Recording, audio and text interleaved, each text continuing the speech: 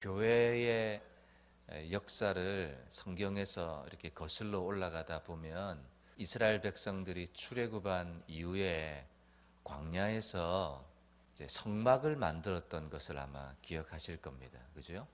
성막에서 이제 성소와 지성소를 이제 만들어 놓고 성막들에 있는 번제단과 물두멍과 그런 모든 하나님을 예배할 수 있는 그런 기구들을 준비해 두신 것에서부터 저는 교회가 이제 시작한다고 생각합니다. 성경에도 보면 광야교회였다 이렇게 성경은 기록을 하고 있죠. 오늘날 우리 교회는 건물이 교회가 아니라 예수 그리스도를 주님과 또 구세주로 믿는 우리 각 사람이 교회이지만, 그러나 간혹 가다가 우리 목사님들 중에도 이 교회를 향하여 성전 이렇게 말씀하시는 경우가 가끔 있습니다. 근데 성전은요, 교회가 될 수가 없습니다. 정확한 의미로는 성전이다 이렇게 말하지 않고요, 교회당 혹은 예배당 이렇게 부르는 것이 옳죠. 그렇지만 성전이다 이렇게 말하는, 오늘날도 그렇게 말하는 이유는 우리가 은유적으로 이해를 다 하는 거죠. 은유적으로 이렇게 표현을 할 뿐이고, 또 듣는 사람도 교회구나 이렇게 은유적으로 이해를 하죠. 여러분, 성전은 고유명사입니다. 고유명사. 이스라엘의 역사 가운데 있었던 그 유일한 어떤 시기 가운데 있었던 딱 하나의 성전, 그것을 가리켜서 성전이다 이렇게 말하죠. 그래서 오늘날은 무슨 성전 한국 교회 안에도 참 많죠. 동네 이름을 따서 뭐 장류 성전이다, 유라 성전이다 이렇게 부르기도 하지만 그것은 다 은유적인 표현이고, 원래는 고유명사고 어떤 역사 속에 있었던 그 유일했던 하나의 성전을 가리키는 것이 이 성전이라는 표현입니다. 그리고 그 성전의 출발은 구약의 광야교회 이동식 성막에서부터 시작을 합니다. 그래서 제1성전이다 이렇게 이야기를 하면, 여러분, 제1성전, 첫 번째 성전은 어떤 성전이었습니까? 다윗이 준비했고 솔로몬이 지었던 솔로몬 성전을 가리켜서 제1성전 이렇게 우리는 이해할 수 있습니다. 주전 957년에 솔로몬이 지었던 성전이 제1성전이에요. 그런데 그 제1성전이 다 역사 속에 무너졌죠. 바벨론이 주전 586년에 바벨론 군대가 침공함으로 인해서 다 파괴가 되어 버렸어요. 그리고 이스라엘 백성들은 바벨론 포로로 70년 동안 이제 포로 생활을 했었고, 그리고 나서 어떤 일이 일어났습니까? 고레스 왕이 너희들 나라로 돌아가서 나라도 재건하고 성전도 다시 지어라 이런 명령을 내린 후에 스룹바벨과 그와 함께한 사람들이 중심으로 다시 이스라엘 나라의 민족의 정체성을, 또 신앙의 정체성을 다시 재건하기 위해서 스룹바벨을 중심으로 돌아온 사람들이 성전을 지었던, 그래서 그것이 스룹바벨 성전이라고, 제2성전이라고 불리게 되었던 것이죠. 그리고 시간이 이제 쭉 더 흘러요. 그리고 다니엘서에서 얘기했던 모든 제국들이 다 지나간 다음에 이제 셀주쿠스 왕조라는 왕조가 일어나게 되는데, 그 왕조 안에 안티오코스 에피파네스라는 지독한 아주 그 나쁜 왕이 있었어요. 그 에피파네스 4세가 이 성전을 모독하고 제우스 신상을 세우고 성전 안에 돼지피를 뿌렸던 일로 인해서 경건한 마카비 이 형제 가문의 사람들이 그 에피파네스 4세를 대항해서 혁명을 일으키게 됩니다. 그리고 그 성전을 다시 청결하게 하고 청소해서 다시 하나님 앞에 이제 봉헌해서 올려드리는 그 절기를 이제 정하게 되죠. 그것이 수전절이라는 절기고, 해마다 그 날을 기억해서 축제로, 예배로 드리는 그 날을 이스라엘 백성들은 명절로 딱 이게 정해 놓게 되죠. 그리고 시간이 좀 더 지나서 그 마카비 가문에서 하스몬 왕조라는 왕조가 일어나게 됩니다. 그 이후에 로마가 이스라엘을 다스리게 되는데, 로마가 이스라엘을 다스릴 때 이제 그때 헤롯 대왕이 이제 일어나게 되죠. 로마를 등에 입고 헤롯 대왕이 유대인의 왕으로 통치하게 되면서, 이 헤롯 대왕이 유대인의 이제 환심을 사기 위해서 그룹바벨 성전으로 있었던, 그리고 에피파네스 4세가 모독했던 그 성전, 그리고 마카비 형제가 다시 청소하고 정결하게 해서 수전절로 올려드렸던 그 성전을 헤롯 대왕이 다시 증축을 하게 됩니다. 재건하는 확장 공사를 하게 되죠. 그것이 예수님께서 보셨던 성전이고, 그리고 46년 동안 여전히 지금도 재건되고 있고 보수 공사를 진행하고 있던 그 성전, 이 성전입니다. 그래서 이 성전을 헤롯이 지었던 증축했던 성전을 뭐라고 부르냐면 제3성전 이렇게 부르는 거예요. 그렇지만 이 제3성전도 로마의 타이투스 장군에 의해서 돌 위에 돌 하나 남지 않고 다 무너지게 됨으로써 성전의 역사는 끝나게 되고, 또 성전을 통해서 제사를 드리는 제사 예배도 종식이 되게 되는 것이죠. 여러분, 사도 바울이 고린도 교회에 편지를 쓰면서 너희 몸이 하나님이 거하시는 거룩한 성전이라는 것, 성령의 전이라는 것, 성전이라는 것을 알지 못하느냐, 이런 표현을 썼습니다. 성전이라는 이 은유적인 표현이 조금 달라지게 되는 거죠. 여러분, 우리 몸이 이제는 뭐가 되는 거예요? 우리 몸이 성전이 되는 거예요.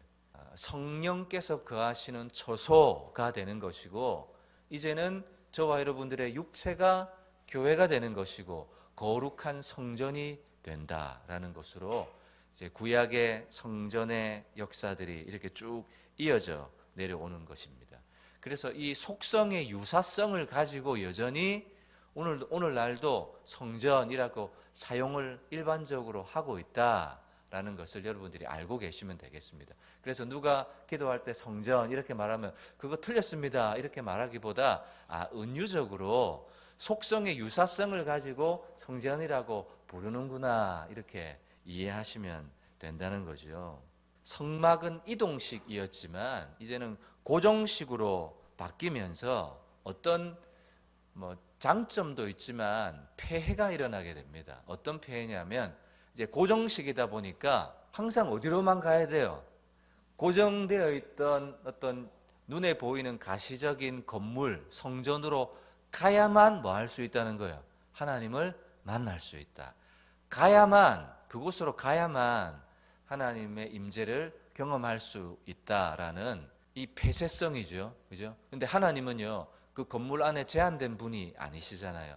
어디서나 무소부재하시고 어느 곳에서나 예배를 받으시는 분이신데, 이제 건물로 이렇게 고정식에 되다 보니까 항상 그곳으로 찾아가야만 되는. 그래서 구약의 시편이나 하박국서에 보면 성전으로 올라가면서 부르는 노래, 이런 노래가 있고, 또 하박국서 2장 20절에 보면 오직 여호와는 성전에 계시니 온 땅은 다 그 앞에 예배하려면 보이는 그 성전에 가야만 하는. 나쁜 것은 아니죠. 왜냐하면 그 성경 시대 속에는 가야만 했던 것인데, 근데 오늘날은 여러분, 우리가 하나님을 만나고 예배할 때는 항상 와야만 됩니까? 그렇지 않잖아요. 저와 여러분들이 있는 어느 자리에서나 예배할 수 있고 찬양할 수 있고 기도할 수 있고, 그죠? 그러면 왜 모이는 거예요? 그러면 오늘날 저와 여러분들이 지역교회와 같은 오늘날 바른목양교회, 또 이 지역에 있는 수많은 지역교회들은 어떤 면에서 중요한 의미를 가지고 있는가 하는 거죠. 그리고 오늘 저와 여러분들도 바른목양교회가 예배초소를 옮겼는데, 이 예배초소 여러분 우리 가꾸잖아요. 커튼도 하고 화분도 갖다 놓고 이렇게 가꾸어 놓는 의미가 뭐예요? 그래서 예배자들이 성전 중심으로 모이게 되면서 예수님 당시에도 헤롯 성전 가운데도 어떤 폐해가 일어나게 되는데, 어떤 것이었는가 하면 이제 권력을 가지고 있는, 그리고 성전 안에서 이제 직분을 가지고 또 힘을 가지고 있는 사람들이 그것을 이용하기 시작하죠. 그래서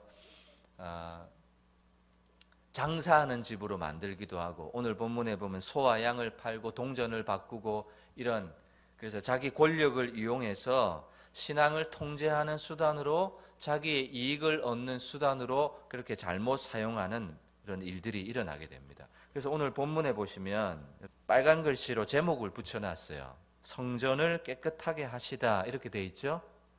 마치 예수님이 성전을 청소하신 것처럼 이렇게 보이지만 청소가 아니라 성전 자체를 척결하신 거예요. 그래서 성전 청소의 의미보다 성전을 척결하신 의미로 제목을 붙이는 게 더 옳습니다. 성전을 깨끗하게 청소하셨다라기보다 성전이라는 그런 의미 자체를 다 척결해 버리셨다라는 거예요. 그래서 성전을 중심으로 있던 그 권력 중심의 사람들을 다 없애버리셨던 것이고, 이제는 성전이 다른 의미로 탈바꿈하게 됩니다. 여러분, 마태복음 16장에 보면 베드로가 아주 위대한 고백을 하죠. 주는 그리스도시요 살아계신 하나님의 아들입니다. 이런 고백을 할 때 예수님께서 바요나 시몬아, 내가 복이 있다. 이것을 내게 알게 한 이는 혈육이 아니고 네가 배워서 한 것도 아닌 하나님의 은혜다 하시면서, 내가 이 반석 위에 교회를 세우겠다. 여러분, 이 반석은 뭡니까? 주는 그리스도시고 살아계신 하나님의 아들이라고 고백하는 이 믿음의 고백 위에, 믿음의 고백을 가진 사람들을 뭐로 세우시겠다는 거예요? 교회로 부르시겠다는 거예요. 그리고 음부의 권세가 이기지 못하는 그런 특권을 주시겠다라고 약속하시는 거예요. 그래서 이제는 교회가, 뭐가 교회가 되고 무엇이 성전이 되는가 하면, 예수 그리스도를 구주와 주님으로 믿는 저와 여러분들이 뭐예요? 교회고, 저와 여러분들이 성전이 되는 것이죠. 그래서 이제는 저와 여러분들이 성전이고 성령이 거하시는 처소고 교회니까 어디를 가는 것이 중요한 것이에요? 아니면 우리 자체가 더 중요한 거예요? 어디를 가야만 이게 아닌 거예요. 우리 자체가 더 중요해요. 그래서 구약에는요, 어느 절기로 향해서 가고 장소를 향해서 나아가야 했지만, 오늘은 우리에게 있어서 신앙이라고 하는 것은 주일날 썬데이가 되면 바른목양교회로 나아간다, 그것이 제일 중요한 것이 아닌 거예요. 우리에게 있어서 제일 중요한 건 뭡니까? 내가 예수께서 나의 죄를 위해서 십자가에 죽으시고 부활하셨다는 사실을 믿으니까 나의 일상의 삶에서 뭘 하는 거예요? 하나님을 예배하는 삶을 사는 거예요. 나의 일상의 삶에서. 일상의 삶에서 하나님의 말씀을 묵상하고, 일상의 삶 어디에서도 하나님을 향해서 기도하는 삶을 살 수가 있고, 여러분, 그것이 뭐예요? 교회의 가장 큰 역할이에요. 그런데 저와 여러분들 교회가 되었는데 뭘 안 해요? 한 주간의 삶 가운데 말씀이 없거나, 한 주간의 삶 가운데 교회에는 사명이 있잖아요. 그 사명을 감당하는 삶이 없거나, 교회는 항상 기도의 향이 하나님을 향하여 올려져야 되는데 기도의 삶이 없거나, 그러면서 주일날 단 1시간 11시 예배를 드린다는 것이 교회가 가지는 역할이다, 책임이다, 나 그거 다 했다, 이렇게 말할 수가 없다는 거예요. 그래서 저와 여러분이 예수님을 주님과 구세주로 한다면, 이제는 우리 하루하루 일상의 삶의 현장 처소에서 하나님을 섬기고 기도하고 말씀을 묵상하고 주님과 동행하고 성령이 내 안에서 지도하시고 나는 그 말씀을 순종하는 이런 영적인 살아있는 역할과 기능이 있어야 그게 교회고, 그것이 성령의 처소인 거죠. 여러분, 교회가 있는데 생각해 보세요. 교회는 이렇게 존재하는데 그 안에 임재가 없다 생각해 보세요. 그것이 여러분 교회일까요? 교회의 생명은 하나님이 거하시는 임재가 있고 성령의 조명이 있어야 살아있는 교회예요. 그런데 교회인데 내 안에 성령의 조명이 없고 임재가 없고 감동이 없다 생각해 보세요. 그건 더 이상 교회가 아닌 껍데기에 불과한 거예요. 그러므로 여러분들 한 주간의 삶 가운데 생명력이 드러나는 한 주간의 삶이 되어야 진정한 여러분이 교회라는 사실을 꼭 기억하셔야 돼요. 여러분, 우리는 예수의 생명을 모든 사람들이 가지고 있잖아요. 예수님을 영접한 사람들은 예수의 생명이 우리 속에 다 있어요. 그러나 그 예수의 생명이 내 삶에서 생명력으로 표현되는 것은 또 다른 차원이에요. 여러분들 속에 성령의 임재가 없고 성령께서 내 심령 가운데 아들아, 딸아 라고 하시면서 말씀해 주시는 말씀이 없고 말씀이 안 들려요. 그러면 그것은 더 이상 교회일 수 없어요. 교회의 생명력은 임재고 성령의 조명이고 하나님이 내 안에서 말씀이 감동, 감화, 역사하시는 생명력이 나타나야 교회인데 한 주간 그냥 내 정신으로만 사는 거예요. 육체의 정신으로, 오감으로만 사는 거예요. 눈으로 보고 손으로 만져지고 느껴지고 이런 감각으로만 살다가 주일 됐다, 이제 교회 간다. 여러분, 그것은 교회일 수 없어요. 교회의 생명력은 그 안에 성령의 조명을 담고 살아가는 삶에 있기 때문에. 그래서 여러분들, 우리가 예배 처소를 바꾸었잖아요. 조명도 기구들도 더 좋게 바꿨어요. 근데 여러분, 이것에 어떤 의미가 있습니까? 저는 오히려 예배 처소, 예배당, 교회당을 이렇게 가꾸기보다 더 중요한 것은 여러분들 자신의 내면을 가꾸고 변화시키는 것이 더 중요하다고 생각해요. 그리고 이전 감사 예배를 드리는 이날 우리는 이런 화려한 잘 가꾸어진 이런 것을 보면서 와, 감탄할 것이 아니라 뭘 봐야 되느냐 하면 내 안에 있는 교회의 모습을 봐야 돼요. 우리의 내면을 봐야 된다, 그 말이에요. 저도 이렇게 보면서 막 꽃도 갖다 놓고 여기 놨다가 사모님 절로 놨다가 아이고 여보 그거 하지 마세요, 그냥 그대로 두세요, 막 이렇게 더 좋게 가꾸기 위해서 막 애를 써요. 마치 그런 것처럼 우리가 가꾸어야 될 것은 외형적인 이런 모습이 아니라 내 내면에 가꾸어야 될 것들. 성경이 없으면 성경도 내 내면에 갖다 놓고, 기도의 시간이 없으면 기도의 시간도 갖다 놓고, 내 내면에 이런 내적인 교회를 꾸미고 가꾸는 것이 더 중요하지. 여기 뭐 그리 중요하겠어요? 버티칼 커튼 달았지만 뭐 없어도 상관없잖아요. 그죠? 오히려 달면 뭘 달아야 돼요? 내 안에 하나님을 향한 기도의 시간을 만들어 놓는 자리가 더 중요하죠. TV가 한 개 있든 두 개 있든 커튼이 있든 화분이 있든 하나도 안 중요해요. 중요한 건 뭐예요? 저는 성도들의 내면의 그 교회됨이 더 중요하고 더 갖추어야 될 것으로 저의 눈에는 보이는 거예요. 잘못된 성전의 모습을 갖추어 놓은 것을 예수님께서 다 채찍을 만들어서 없애버리셨잖아요. 그래, 오늘날도 예수님이 만약에 이곳에 오시면 없애버려야 할 것들은 다 없애버려야 돼요. 그리고 갖춰야 될 건 뭐예요? 본질이잖아요. 우리가 갖춰야 될 본질은 뭘까요?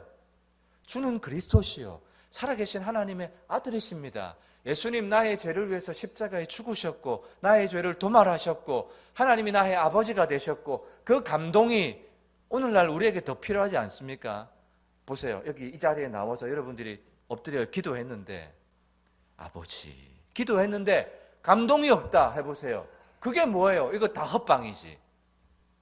찬송을 드렸는데 하나님이 내 안에 주시는 눈물이 있고, 찬송을 통해서 성령께서 내 안에 말씀해 주시는 그 말씀이 있어야 이것도 의미가 있는 것인데, 다 갖추어 놓고 다 해놨는데 신앙은 껍데기고 신앙은 형식이고 주일날 한번 전부고, 그것조차도 올바로 하지 않는 우리의 죽어있는 형식적인 신앙의 모습, 그게 더 문제죠. 바꾸어 놓고도 책망받는 거예요. 옮겨 놓고도 지적을 받는 거예요. 여러분, 어떻게 그래서 되겠습니까? 그러니까 여러분, 이런 우리가 이전 감사 예배를 통해서 정말 돌아봐야 될 건 뭐예요? 아, 교회 이것이 없구나. 아, 이게 부족하네. 내가 채워야 되겠다. 이런 생각도 귀한 생각이지만, 오히려 저는 여러분들의 내면과 영적인 신앙의 상태를 진단하고 점검하고 바꾸고 척결해버리는 그런 기회가 되는 것이 더 중요하다고 생각해요. 수요예배 있어요. 근데 수요예배 어디 계세요? 수요예배 드릴 때 금요기도회 있어요. 어디 계세요? 여러분, 교회에 중요한 기둥들이 있는데 그 기둥 중에 하나가 뭔지 아세요? 교제입니다. 교제. 전도도 있고 예배도 있고 뭐 다른 기둥들이 있어요. 그러나 교제라는 기둥이 있다고요. 수요일 날 와야 어떻게 지냅니까? 인사도 하고. 금요일 날 와야 눈빛이라도 한 번, 두 번 주고받고 어떻게 살았는지 지내는지 알죠. 저는 우리 기주 성도님 이사했다는 걸 몰랐어요. 금요일 날 오시니까 이사했습니다 이래 말하고 알잖아요. 안 와보세요. 전화해가지고 목사님 이사했습니다 이래 안 하잖아요. 여러분들끼리도 마찬가지예요. 여러분 수요일 와야 금요일 와야 여러분들이 서로 안부도 묻고 기도의 제목도 마음속에 생각하고 하죠. 여러분 우리가 이곳에 새로운 곳에 이사 왔다 이건 의미가 없어요. 오히려 의미가 있으려면 여러분들 한 사람 한 사람이 로마서 12장 1절에 말하는 것처럼 그러므로 형제들아 내가 하나님의 모든 자비하심으로 너희를 권하노니 너희 몸을 하나님이 기뻐하시는 거룩한 산 제사로 드리라. 그런 드릴 수 있는 그런 교회가 여러분들이 아름다운 교회의 초소가 되셔야죠. 이렇게 옮겼다는 것 무슨 의미가 있습니까?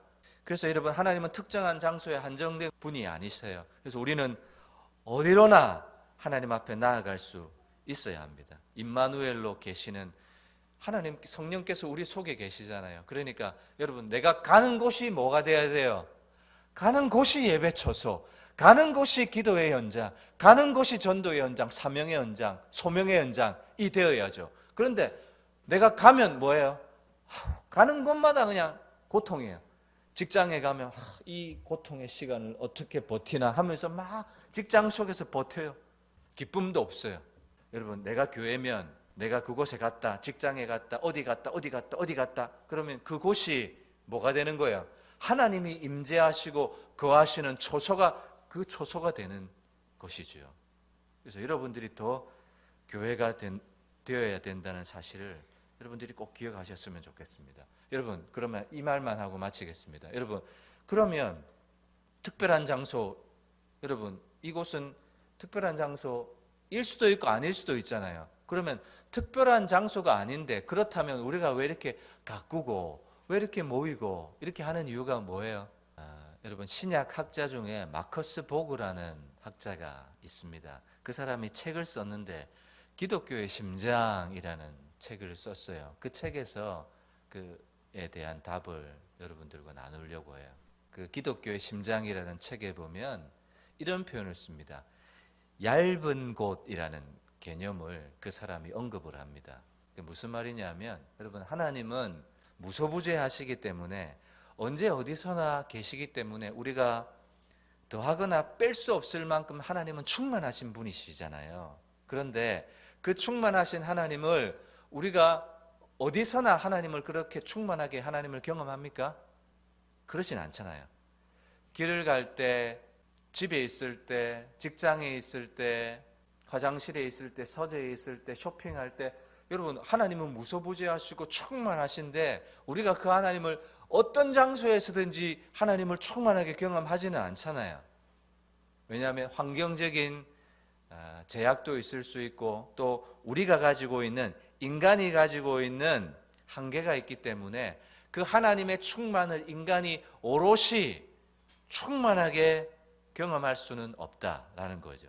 그리고 인간과 하나님 사이에는 그분은 창조주시고 우리는 피조물이기 때문에 하나님과 인간 사이에는 두꺼운 막 같은 것이 존재하고 있기 때문에 충만하신 하나님을 그렇게 충만하게 오롯이 느끼지 못한다. 이렇게 신약학자는 이야기를 합니다. 그런데 이 사람이 말하는 게 그거예요.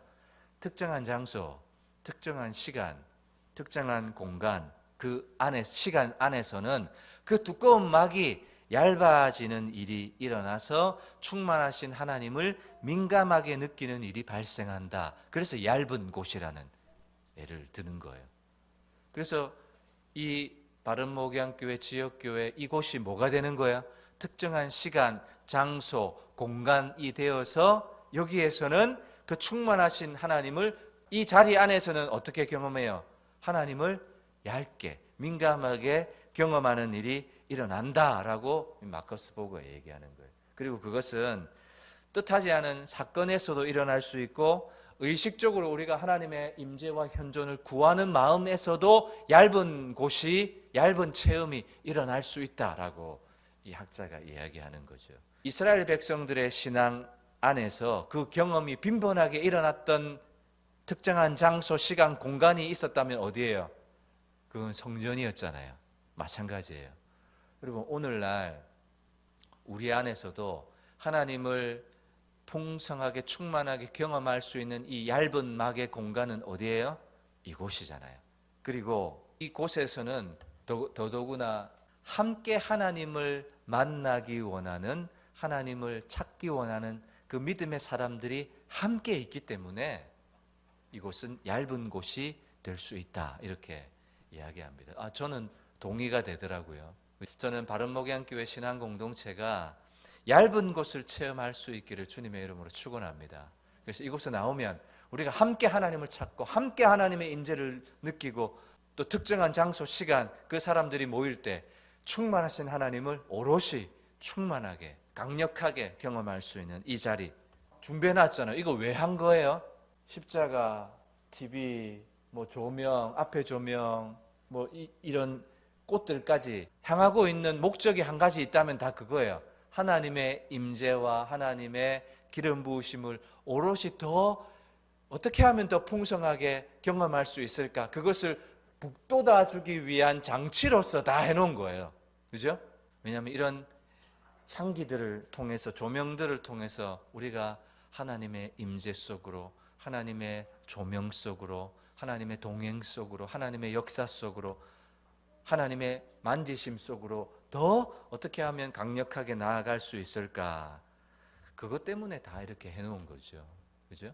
그래서 저는 이전 감사 예배를 오늘 통해서 첫 번째는 이곳이 얇은 곳이 되기를 원하고, 두 번째는 여러분들 내면 자체를 아름답게 가꾸어 놓으시기를, 그런 기회가 되었으면 좋겠어요. 사실은 이것 자체는 아무런 의미 없어요. 그죠? 있으나 없으나, 2개 있거나 1개 있거나, 그건 뭐가 중요합니까? 오히려 여러분들 내면이 예수님을 더 사랑하고 하나님을 사랑하고 찬양할 때마다, 기도할 때마다 응답과 삶의 축복들을 경험할 수 있는 것이 더 중요하지, 우리끼리 더 좋은 편안한 의자에서 하나님 섬기게 되었다, 그것은 하나도 중요하지 않죠. 앞으로 이 교회가 여러분들이 기도하시는 대로 이 지역의 잃어버린 영혼들을 하나님께로 인도하고, 또 저와 여러분들이 믿음의 풍성한 나눔과 영적 교제 가운데 서로 사랑하고 섬기는 일이 일어나고, 또 믿음의 좋은 소문이 나는 그런 교회가 될 수 있기를 주님의 이름으로 축복합니다. 교회를, 목양교회를 여러분들이 이 시간 축복해 주십시오. 성령께서 주시는 음성을 따라 여러분들이 축복해 주시면서 기도해 주십시오. 하나님께로 나아갈 때마다 풍성하신 하나님의 임재와 역사를 경험할 수 있게 해달라고 이 교회를 위해서 기도해 주시고요. 또 하나 기도할 것은 여러분들이 교회잖아요. 여러분들을 가꾸어야 돼요. 여러분들을 준비해야 돼요. 눈에 보이는 교회도 가꾸고 준비하는데 돈이 드는데, 여러분들 내면의 교회를 가꾸는 데는 돈이 안 들잖아요. 은혜가 필요할 뿐이죠. 여러분들의 내면, 여러분들의 교회를 가꾸세요. 가시덩굴을 걷어내세요. 돌들을 걷어내세요. 잡초들을 걷어내세요. 좋은 밭이 아니라면 기경하세요.